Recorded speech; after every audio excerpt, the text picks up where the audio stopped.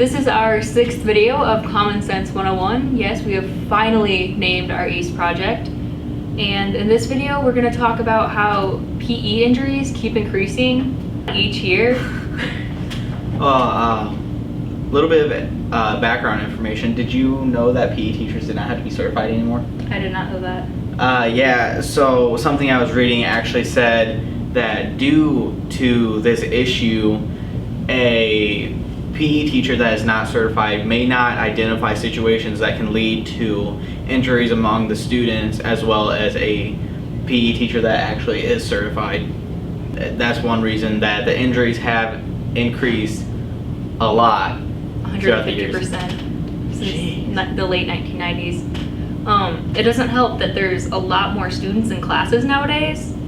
Like, there used to be like 20 some kids in a PE class, and now it's jumped up to like 50 kids in one PE class. Another reason that there's like so many accidents coming on is there's not as many school nurses at schools these days.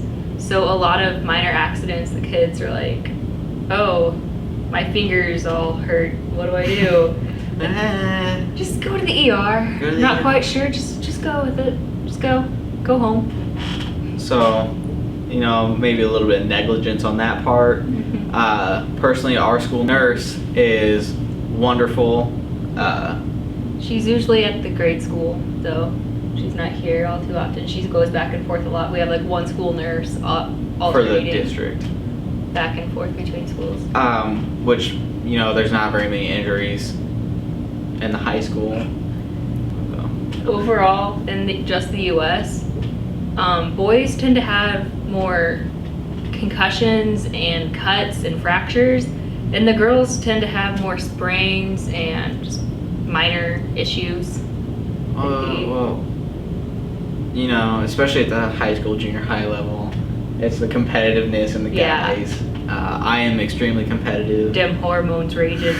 When we do skates in gym, that's a fun time.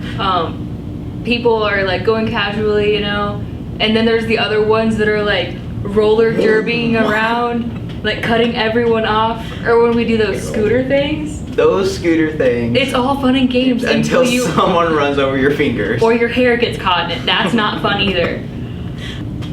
Between 1997 and 2009, there were 405,305 PE injuries in the country that led to an ER visit because the nurses in the school district didn't quite know what to do. And among those PE injuries, the percentage of them are usually 52% middle schoolers, 22% elementary, and the rest is just high school students. So around 26% for that. So it kind of backs up the whole hormones during middle school. Definitely the competitiveness. Could be because their bodies aren't fully developed, like in that awkward stage. Where you're still trying to grow into, so you're not always in control of it. It seems like the little kids are just flipping bulletproof. They run into walls and they just bounce right off and keep going. And they laugh at each other. And then high schoolers, like, they think they're strong and they kind of are. Anyway, the 99% of the kids that go to the ER, like, normally come back out and they're all fine and dandy. But then the 1% of the people that have to stay in. You know who you are. Yeah, that 1%, you are that 1%. But 76% of those kids are male.